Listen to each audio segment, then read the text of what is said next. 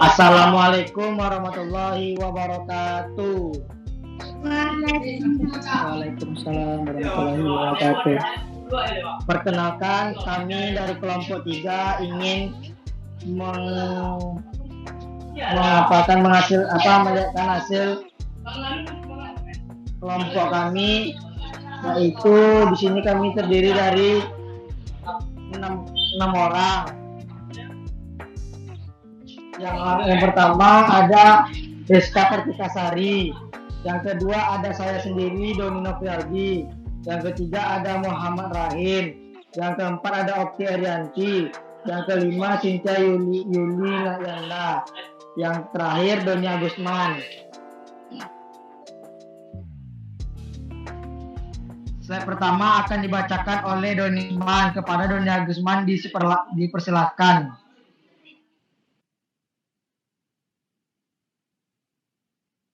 Coorder System.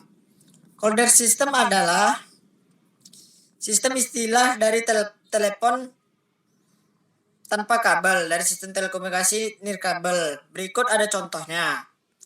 Sistem telepon tanpa kabel adalah sistem komunikasi duplikasi memenuhi yang menggunakan radio untuk menghubungkan handset portable ke stasiun pangkalan khusus yang juga terhubung ke saluran telepon, khususnya dengan nomor telepon khusus di PTN. Port tetap di telepon kabel tidak lain adalah unit dasar tempat handset kabel ditempatkan, terhubung ke saluran telepon, dan adapter untuk menghasilkan suplai DC untuk berbagai sirkuit elektronik di dalam unit dasar. Dalam sistem telepon kabel generasi pertama diproduksi pada tahun 1980-an. Unit portable hanya berkomunikasi dengan unit khusus dan hanya dalam jarak beberapa puluh meter. Telepon kabel awal hanya beroperasi sebagai telepon ekstensi ke transceiver yang terhubung ke saluran pelanggan di PSTN dan terutama untuk penggunaan di rumah. Telepon tanpa kabel generasi kedua baru-baru ini diperkenalkan memungkinkan pelanggan untuk menggunakan handset mereka di banyak lokasi luar ruangan di dalam pusat kota seperti London dan Hong Kong. Baik, selanjutnya akan dilanjutkan oleh Rahim.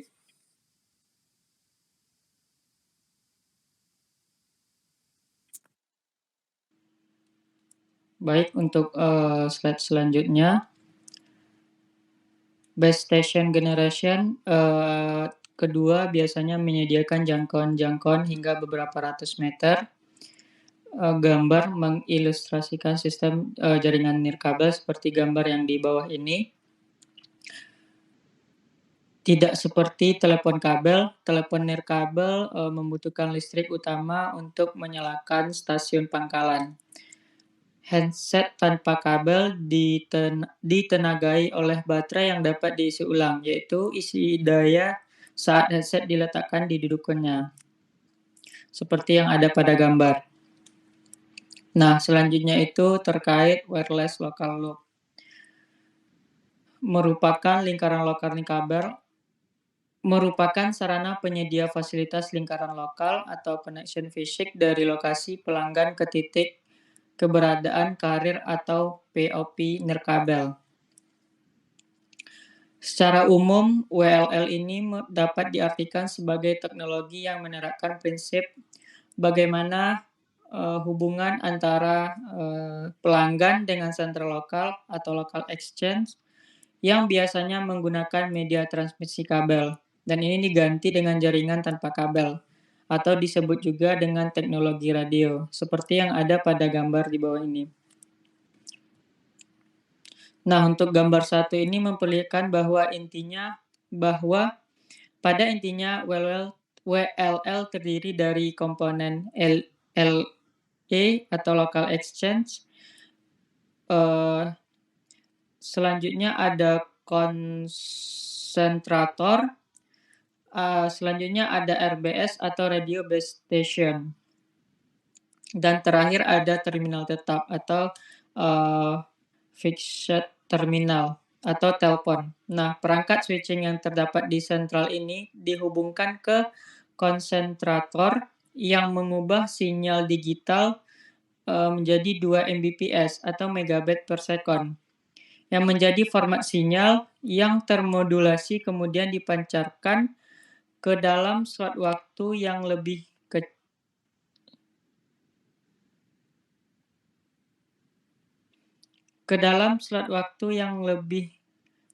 kecil. Baik, untuk selanjutnya dilanjutkan oleh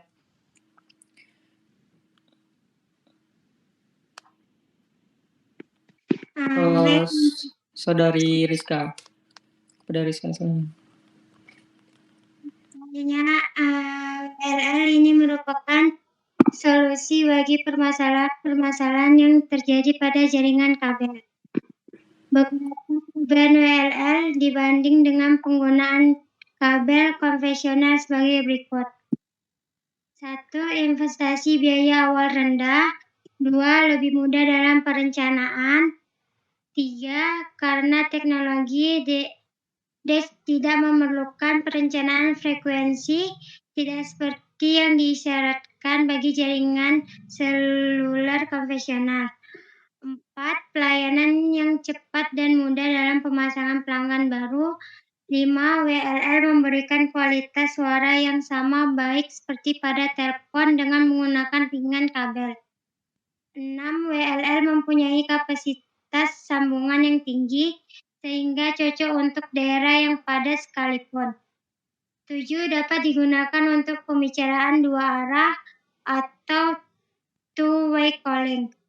8. Terdapat pengkodean sinyal informasi atau digitalisasi sehingga aman dari penyadapan.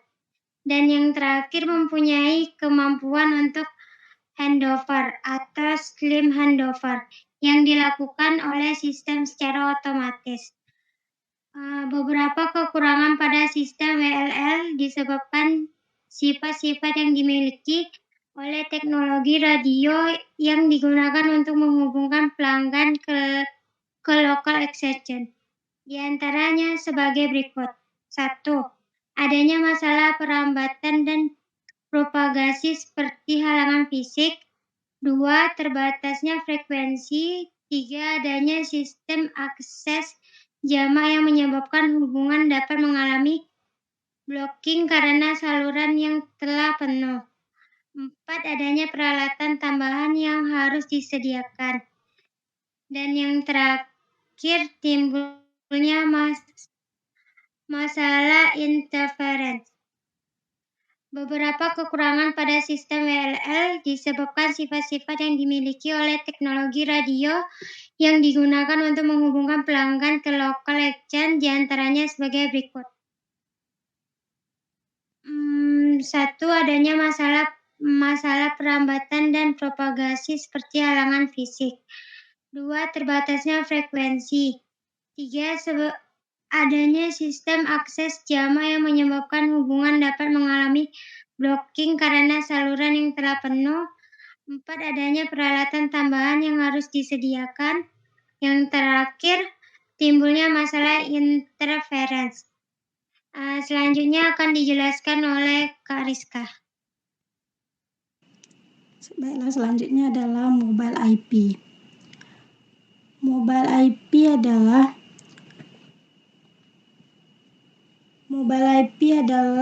suatu protokol komunikasi standar yang terbuka di mana didefinisikan oleh IETF yang memungkinkan pengguna perangkat mobile untuk menjaga IP yang sama alamat saat roaming antara jaringan IP.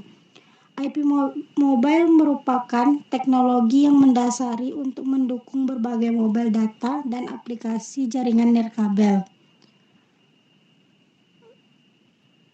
Kemudian mekanisme yang dilakukan adalah yang pertama, node harus menambah alamat IP-nya ketika node merubah titik hubungannya ke internet. Yang kedua yaitu rutenya tertentu harus harus disebarkan ke seluruh perusahaan penyedia internet dalam mobile IP. Kemudian selanjutnya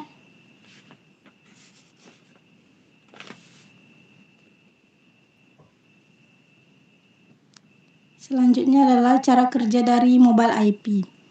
Yang pertama, dari home agent atau foreign agent secara periodik mengirimkan agent advertisement yang diterima oleh semua node yang berada pada jaringan. Kemudian mobile node nanti memeriksa agent advertisement dan mengecek sambungannya. Kemudian nanti mobile node-nya terhubung ke foreign network. Lalu kemudian dapat care of address dari agent advertisement atau alamatnya. Kemudian nanti mobile node meregistrasi care of address-nya dengan home agent-nya. Lalu kemudian home agent atau router-router yang lain memberi home address ke mobile node lalu menyusun paket-paket yang ditujukan ke home address.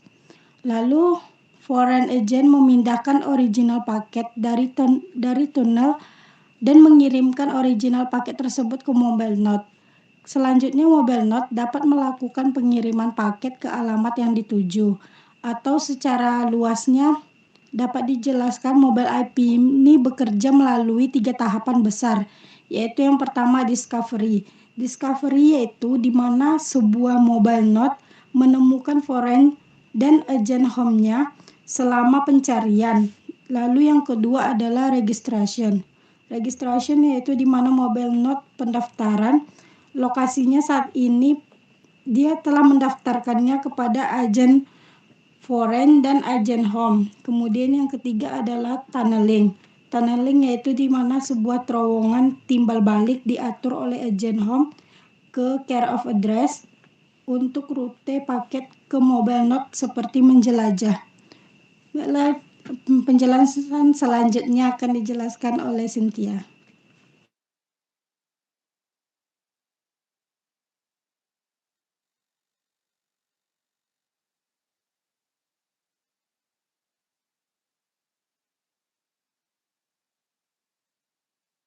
Lanjut, Oti.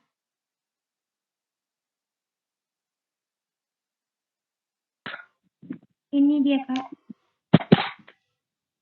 Berikutnya ada Wireless Access Protocol. Wireless Access Protocol merupakan metode untuk menghadirkan halaman web di dalam layar telepon seluler ataupun personal digital.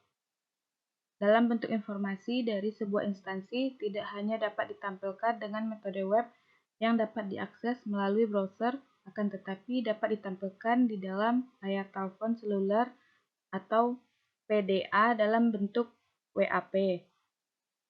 Komponen yang mengatur integrasi dan komunikasi jaringan komputer ini adalah protokol-protokol yang umum, disebut TCP atau IP. TCP akan memastikan bahwa semua hubungan bekerja dengan benar, sedangkan IP akan mentransmisikan data dari komputer ke komputer lainnya. Berikut, Oti.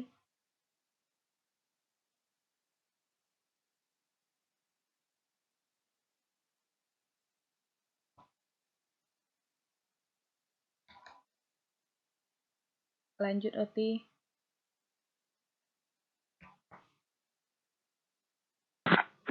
Udah, Kak. Adapun kekurangan dari WAP. Yang pertama, konfigurasi telepon seluler untuk servis WAP masih tergolong sulit. Yang kedua, ada jumlah telepon seluler yang mendukung WAP terbilang sedikit. Yang ketiga, ada protokol yang lain seperti SIM Application Toolkit dan Mobile Station Application Execution Environment secara luas didukung dan dirancang untuk bersaing dengan WAP. Adapun cara kerja dari WAP yaitu melakukan komunikasi data seperti mengakses internet melalui jaringan seluler digital. WAP device mengirimkan request ke WAP gateway melalui jaringan seluler menuju ke akses server. WAP Gateway mengkonversi request tersebut menjadi protokol HTTP dan meneruskan ke web server yang telah WAP enable.